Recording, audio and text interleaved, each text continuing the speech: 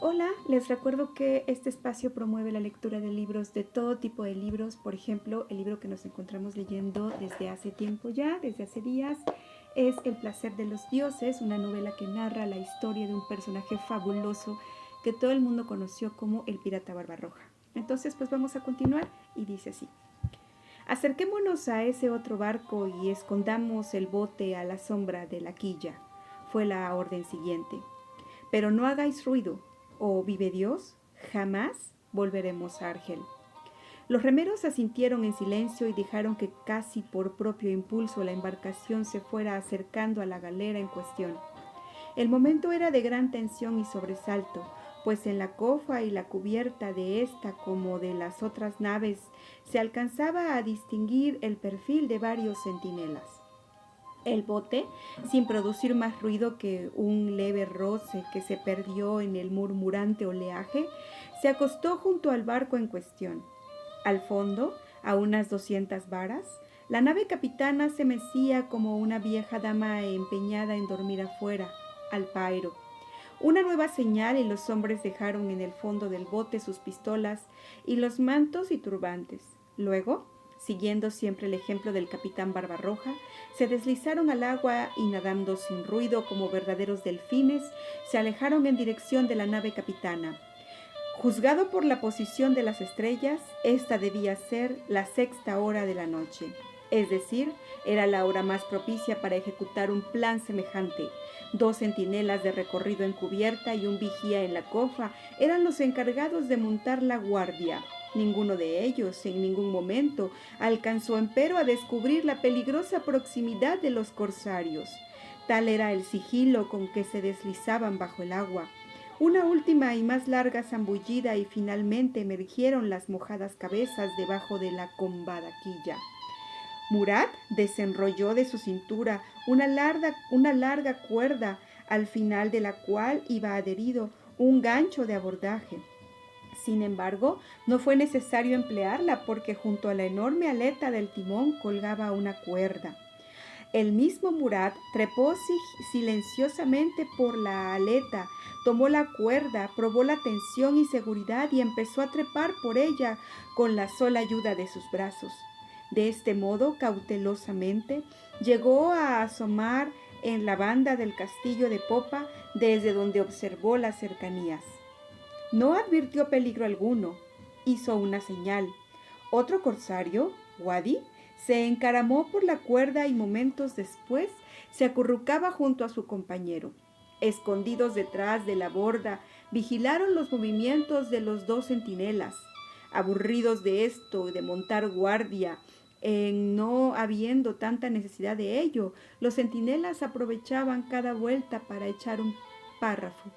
Así estaban ocurriendo en ese momento en que los dos hombres se cruzaban en la parte central de la nave a estribor de ella.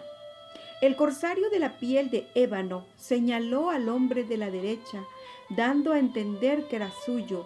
Wadi asintió, pero en ese momento, bajo el fanal del castillo de proa, se vio un reflejo. Allí había otro centinela, ocupado en pasear en el puente frente a la puerta de acceso a la cabina. Wadi señaló también hacia arriba, significando que allí había otro guardia, y ello complicaba las cosas. Pero Murat le hizo entender que él se haría cargo también del tercer centinela.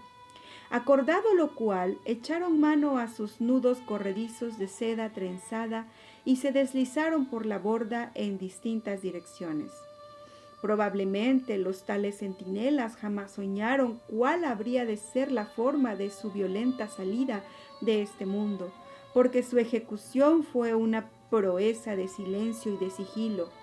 Un gemido estrangulado, un resonar del piso de la cubierta, como si alguien diera un paso en falso y... eso fue todo. Casi en el mismo instante los dos cadáveres fueron colocados al pie de la borda.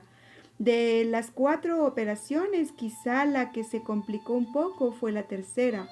El centinela del castillo de proa se asomó en la barandilla del puente, intrigado al no oír ni ver a los otros centinelas.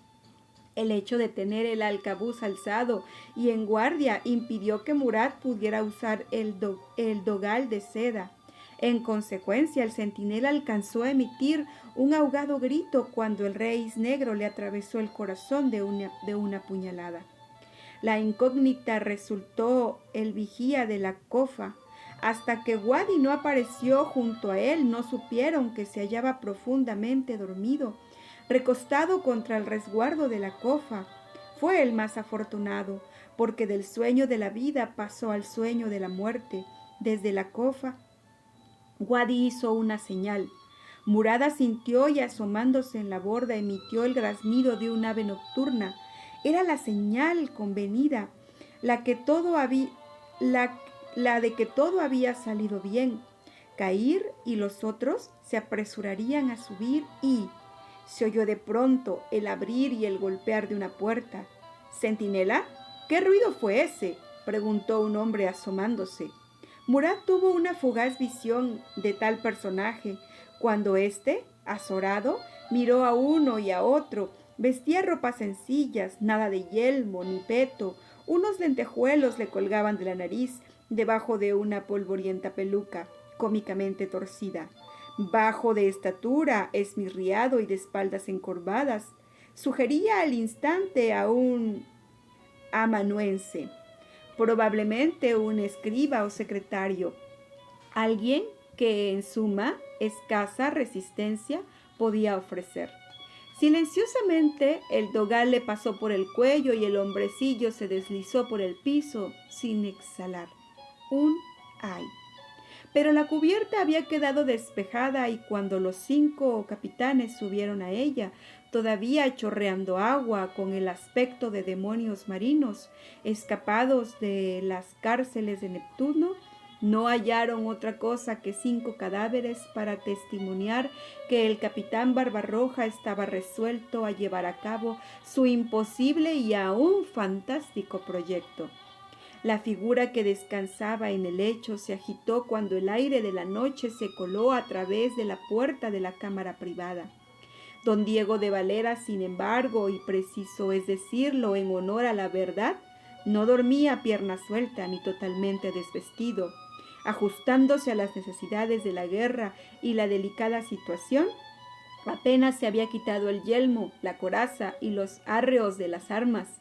Agotado por la inquieta acción de la jornada, después de atender a sus capitanes y oficiales de desembarco, de redactar y firmar órdenes, se habían recostado en el lecho de mangas de camisa, dejando en manos de su secretario, el buen señor don Pelayo, la poca agradable tarea de redactar y escribir esas numerosas órdenes, circulares, cartas y epístolas a las autoridades españolas, particularmente aquellas informaciones en detalle sobre las acciones militares en las que se trataba de explicar de un modo satisfactorio la razón de los fracasos del desembarco. —¿Sois vos, señor don Pelayo? —inquirió el almirante en tono velado por el sueño y sin abrir los ojos. Se sentó bruscamente, echando mano a la pistola que solía tener siempre al alcance de la diestra.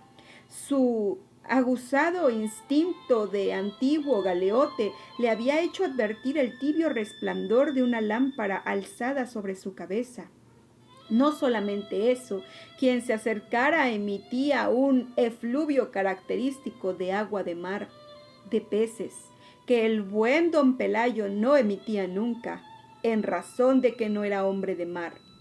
Luego, ¿es esto lo que buscáis, don Diego?, preguntó el demonio rojo mostrando la pistola que sostenía con la punta de los dedos. —¡Vos! —boqueó el almirante español bruscamente, despertando a la realidad en el colmo del asombro. —Sí, el demonio Barbarroja, como habéis dado en llamarme. Y os puedo asegurar que no sufrís ninguna pesadilla. —¿Cómo osáis? ¿Cómo habéis? Barbarroja rió por lo bajito, en tono de íntima satisfacción. El simple hecho de causar tal trastorno a este infame caballero bastaba para compensarle de todos los males sufridos hasta el presente por culpa de él. Pero su desdeñosa risita significaba algo más. Era un modo de decir: no os preocupéis por ello, que no tiene importancia considerando lo que va a venir. Os lo ruego, don Diego, obviad los trámites y dejaos de preguntas ociosas, pues no tenemos tiempo que perder. ¿Queréis dejar el hecho y seguirnos en buena voluntad? De no hacerlo, os advierto que os llevaremos de todos modos. ¿A dónde? A vos no os importa dónde. Limitaos a seguiros, sin hacer ruido, y lo que es fundamental, sin provocar la alarma. Como advertido de la inutilidad del descabellado intento, en aquel preciso momento se oyó un grito, seguido de otros, luego un disparo, más gritos y finalmente pasos precipitados. Todos los presentes alzaron las cabezas y volcaron las miradas hacia la entrada. En ella apareció Murad agitado. «¡Capitán! ¡Han sorprendido a Wadi!». Varios hombres con armaduras salieron sorpresivamente por una de las escotillas. Se produjo un momento de natural desconcierto entre los corsarios. Los pasos pesados se oían más cerca. Un nuevo disparo seguido de otro dieron la impresión de que los atacaban en el interior de la cámara. Alud, Ali y Dragut entraron precipitadamente cerrando la puerta tras sí. El eco de una risita disgustante volvió a turbar el tenso silencio imperante, solo que en esta ocasión el que reía era el complacido don Diego de Valera. «Capitán, no cabe duda, sois un impulsivo incorregible. En verdad que creísteis salir con felicidad de esta aventura. Cualquier hombre con cordura hubiera visto que era imposible, irrealizable». De Valera volvió a reír satisfecho. «Ya lo veis, capitán de galeotes herejes, habéis caído en una trampa». «¿Una trampa?». La nota falsa golpeó con fuerza en Barbarroja, haciéndole vacilar. Con expresión angustiada miró a Dragut. Este se apartó de la puerta. Parecía tan sorprendido y confuso como el jefe, mas no tardó en comprender el sentido de aquella dolorida mirada, y entonces obró, con sorprendente energía y prontitud. De un salto felino se colocó al lado de don Diego, lo tomó del cuello con un brazo y apoyando la punta de su cuchillo en la garganta, en tono susurrante declaró: «No os apresuréis a formular apreciaciones falsas. Vive Dios, aún sois nuestro prisionero, y como tal iréis a donde vosotros vamos». Varios golpes dados sobre la puerta advirtieron que ya estaban allí los españoles. «Señor Valera, ¿estáis ahí? ¿Os encontráis bien?». «Responded», ordenó Dragut. «Ordenad que despejen el puente». «Tú, Ulud Ali, abre». El renegado miró a Cair. Este asintió. Su expresión era satisfecha, casi feliz. No importaba cómo habrían de salir de esta loca aventura.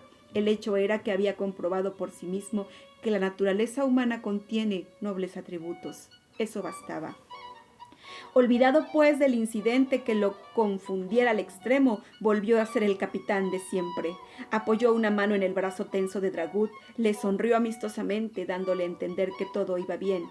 Ahora Ulud Ali abrió la puerta y frente a ella se vio a un numeroso grupo de hombres con armaduras y armados hasta los dientes.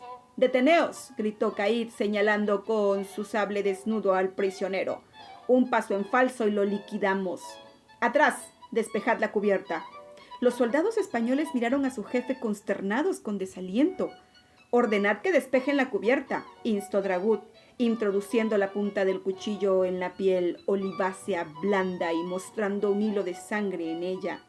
Don Diego parecía tener piel de cocodrilo, pues no esbozó ni un gesto de dolor. Luego miró intensamente al oficial que, espada en mano, mostraba la fiera resolución de impedir tamaño entuerto inferido al orgullo español. Asintió en silencio. «Pero, señor», protestó el oficial, «haced lo que os dicen, capitán». El capitán alzó su espada e hizo señas a sus hombres para que retrocedieran, acompañándolo con rudas palabrotas. La soldadesca prorrumpió a su vez en airadas protestas. «¿Cómo? ¿Un puñado de hombres iba a imponer su voluntad sobre 200? Pero como tal era la triste realidad, terminaron por obedecer, retrocediendo en montón, mientras los corsarios avanzaban lentamente sin soltar a su presa, rodeando a Dragut con Barbarroja al frente.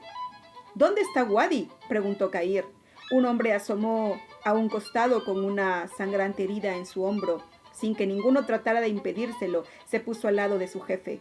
Su ancha sonrisa decía de su resolución de luchar hasta la última gota de sangre, si eso era preciso. Así, el grupo llegó al puente, alumbrado por la mortecina claridad de un farol. Un silencio denso como la pesada respiración de los protagonistas se impuso en el barco, a pesar de que por todas las escotillas seguían apareciendo más hombres con armaduras. De pronto, la voz de don Diego rompió eléctricamente el agobiante silencio. «Capitán de piratas», llamó con voz de tono altanero, «¿puedo saber qué os proponéis hacer conmigo?» «Os llevamos con nosotros», respondió Cair. «Jamás. Antes prefiero la muerte», repuso el joven almirante, resistiéndose. «Como gustéis», replicó Barbarroja con estremecedora frialdad. «Tenéis dos recursos. Ordenad que nos bajen un bote o decir a vuestros hombres que ataquen». Los españoles volvieron a agitarse en medio de un remolino de armas. Los gestos expresaban la idea de que nada les sería de mayor agrado que liquidar a estos osados piratas. «¡Atrás!», bramó el capitán español, súbitamente alarmado, pues era quien estaba más cerca de Barbarroja. «¡Atrás! No podemos arriesgar la vida de nuestro almirante». Se produjo una nueva pausa, durante la cual se escuchó el ruido de pasos deslizantes que cruzaban el puente. De pronto, ocurrió algo sorprendente. Una figura que se hallaba tendida largo a largo al pie de la barandilla y a quien todos daban por finado, se incorporó con agilidad asombrosa y del mismo modo se acercó al jefe corsario. Este se puso en guardia, pronto a descargar su mortal alfanje, pero aquella esmirriada y estrafalaria figura provocaba risa antes que temor. Los anteojos caídos sobre la nariz, la peluca cómicamente ladeada y sobre todo el gesto de ansiedad ciertamente inducía a la carcajada, y tal fuera el seguro desenlace a no ser tan dramáticos aquellos instantes. «¿Por qué, Pri, el dios de las transformaciones?», gritó Murat, dando un salto hacia atrás. «¡El hombrecillo! ¡Resucitado!». «Ilustre capitán», prorrumpió el personaje en cuestión, acercándose a Cair sin hacer caso de Murat. «Por favor, llevadme con vos». «¿Qué? ¿Quién sois vos?». «Es don Pelayo, mi secretario», señaló de Valera. «El suyo es un noble gesto. No quiere abandonarme en circunstancias tan difíciles». «No, no», exclamó nerviosamente el hombrecillo. «No malinterpretéis mi conducta, valiente capitán. Lo que busco es mi libertad. Soy prisionero de los españoles. Me llamo Pafnucio y soy, o era, monje de un monasterio nestoriano de la isla de Samos». «¡Ingrato!», exclamó despechado de Valera. «Habláis de libertad y nunca habéis sido más libre». «Perdonad, señor, pero no os hablo en el sentido que os figuráis. La libertad a que me refiero tiene que ver con la mente, la conciencia y el espíritu. Entre vosotros no existe la libertad plena, puesto que vivís encadenados a dogmas religiosos, a fanatismos aberrantes, aferrados a simbolismos que habéis convertido en instrumentos de tortura y de muerte». «¡Callad!», gritó el capitán español. «No ofendáis nuestros sentimientos nacionales, u os atravieso como un pollo». «Está bien, vendréis con nosotros», exclamó Barbarroja, soltando una carcajada. Poniéndose serio, agregó: «Vamos, don Diego, ordenad que nos bajen un bote». «No lo haré, infame. Prefiero morir antes que padecer de nuevo 1000 muertes encadenados a un banco de galeotes», exclamó de Valera. «¿Encadenado a un barco de galeotes?», inquirió Cair Eddin. «Nadie habló de tal cosa. Además, yo no inferiría semejante ultraje a un señor almirante español». Bueno, en este punto entra un personaje fabuloso que es precisamente Pafnucio, que trae nada más y nada menos que la filosofía de la libertad de pensamiento, espíritu y mente a la vida de Barbarroja. Toma la historia un cambio, un toque muy especial. Yo espero que muchas personas puedan disfrutar de este personaje, su mentalidad, su forma de ver la vida. Y pues continuamos. Nos vemos hasta la próxima. Gracias.